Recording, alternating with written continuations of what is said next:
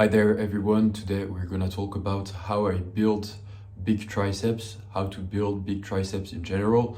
I know these muscles are not the famous ones. When people start the gym, they're not obsessed with to grow their triceps, but I know a lot of you guys probably really like this muscle and wish they could develop it more.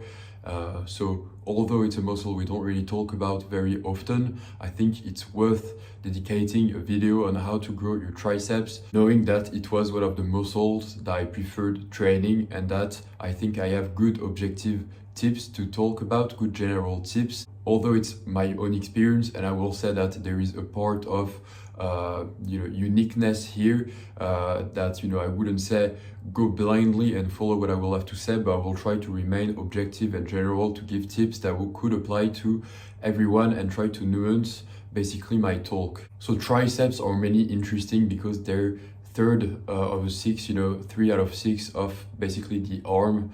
When we talk about, between the biceps, the brachialis and the triceps, most people will say 2/3, 2 out of 3, but it's more 3 out of 6 because there is the brachialis that will, let's say, take 1 out of 6 and the biceps that takes 2 out of 6.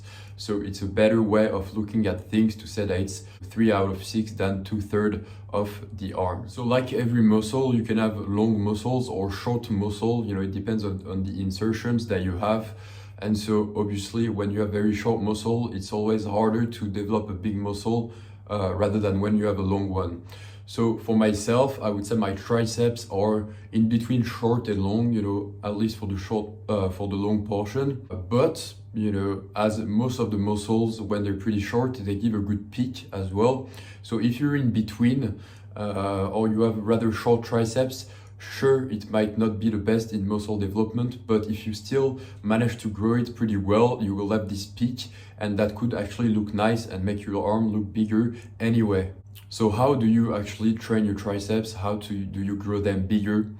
For me, it's this type of muscle where you have to specialize. I don't think you have to do 10 exercises, 5 exercises to actually grow it. I think that, like most of my approach for most muscle, it's about finding 2 exercises or 3 that are good, that can basically target all the angles, all the areas of the triceps, but no more.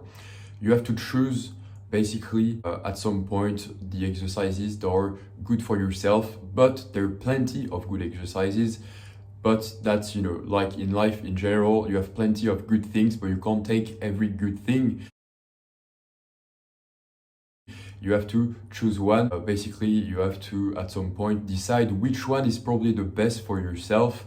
And even if it's not the best, at least it's a good one, and that's the most important. So I would do mostly 2 exercises for my triceps, and I would target the long portion and the shorter portion. Basically, with 2 exercises, that would be enough. And so I would do a lot of sets of 2 exercises to get enough volume in, just as if I was someone who was doing 4 exercises, for example. I would, instead of doing 4 times 3 sets, I would rather do 2 exercises of 6 sets each to give you the picture, because this way I'm more focused and I don't waste time on many exercises. I choose one that works well, focus on my attention on it, which means I improve faster doing that. I only focus, I practice a lot. As we say, practice makes better. And so here I specialize into something that works well. No need to spread away my quality over the workout. I just focus on what works and apply quantity to it instead. So as you can see, I'm really into focusing on the basics. I would also do, when I do my chest dips, so I would work out my triceps once a week, doing an arm day. I'll come back to it later. It's pretty important to have an arm day at some point if you're more advanced. And then I would do 2 chest days and I would do dips there. So I was training still my triceps indirectly, when I was doing my chest, and that would be enough for myself. Most people will say, sure, but how do you go about, doing your strength work when you do only 2 exercises? Because most people, they want to do, for example, 4 exercises for one muscle, and they will start with their first exercise going heavy and then less heavy on other exercises that are more isolation based.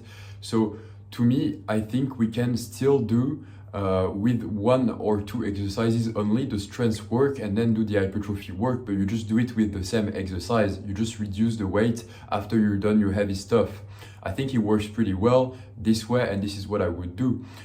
When I was advanced, I would do quite a lot of sets on these tricep exercises, up to 15 sets, for example, where I would do 6 or 7 sets of heavy, rather low reps, and then after these I would go on and finish, my 7 or 8 sets with rather high reps that was more hypertrophy. So I would actually do my strength work at the start within the same exercise and then finish off with this exercise, but doing more reps. I know that some people will say, sure, but how are you not tired to do your second triceps exercise if you already do both your strength work and also your hypertrophy work within the same exercise? Because most people will choose exercises specifically to do their strength work, and afterwards they will apply to the second or third exercise the hypertrophy work. Well, what I would do is that sometimes I would, for example, do 5 sets, or like I said earlier, 6-7 sets of heavy stuff for my first exercise, and then I would go on about the second exercise where I would also do my heavy stuff at the start, and then I would come back to the first exercise and do the hypertrophy there with higher reps. So I don't think there is any rules in terms of the fact you should do hypertrophy work with a certain exercise. Of course, there are exercises that are more inclined to do to be for isolation stuff, and it makes sense to do isolation hypertrophy stuff rather than other exercises that are more compound and oriented towards strength, for sure. But I think you can still actually, some exercises, do both of these on the same exercise. And for me, if I wanted to do heavy work on many exercises, then I would just do the heavy stuff on these exercises and come back later to the same exercises because they're good for me and I like them also for hypertrophy, and just redo the same exercise in the session but with higher reps, so I work on the hypertrophy. I know it's a bit unusual, but that worked for me and this is what I would do. So to me, I think if you're an advanced person or intermediate, late intermediate, then this is something you can start doing or start to implement and see if it works for you, to focus on less exercises, do more sets on them, and to really specialize. But if you're intermediate or beginner, I really don't recommend that you do that. I recommend that, sure, you can still specializing and focusing on what matters, but I do advise you that you don't go over 4 or 5 sets because you haven't built yet this resistance to train this much if you're a beginner. Every beginner, even advanced today, bodybuilders who work out a lot, they started and it was more efficient for them to work out only 3-4 times a week and to not do too much than do too much. So you have to actually start pretty slow, and you shouldn't do 10 sets for one exercise when you're a beginner or intermediate. I don't think that's good. I think you should focus on really putting high intensity into each set that you do, and to really try to get the most out of it. With 4 or 5 sets for one exercise is already a lot. I think that for most beginners or intermediates anyway, the splits of doing chest, shoulders and triceps together is actually a good thing. It's a push day, basically, we can say. And I think that if you do already your chest, your shoulders before your triceps, and you do only 2 exercises of 4 sets at the end of your session, your chest, shoulders and triceps, it's already very good. You don't need to do more. But for more advanced people that are starting to stagnate, perhaps it would be good to have an actual arm day where you do biceps and triceps, or in any order that you want, and that you actually do less exercises, unless you really want to have different exercises for the same routine. I think that's fine, totally fine. It's just my way of focusing even more on some things rather than spreading my attention and quality away.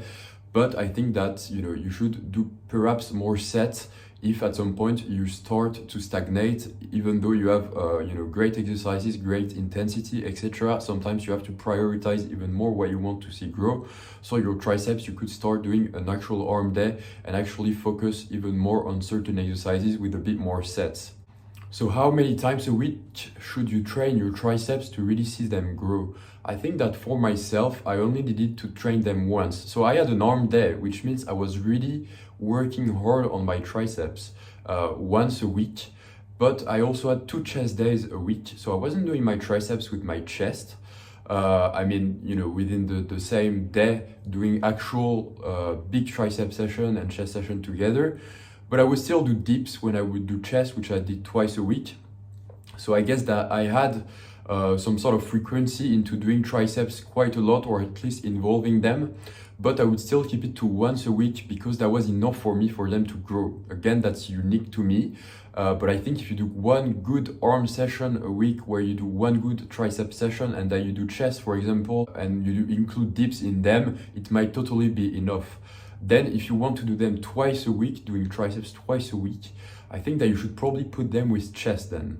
Because if you're gonna do, for example, chest twice a week, like a lot of people do, I think that you have to have enough rest, because when you do triceps, you're really gonna have a hard time doing chest another day.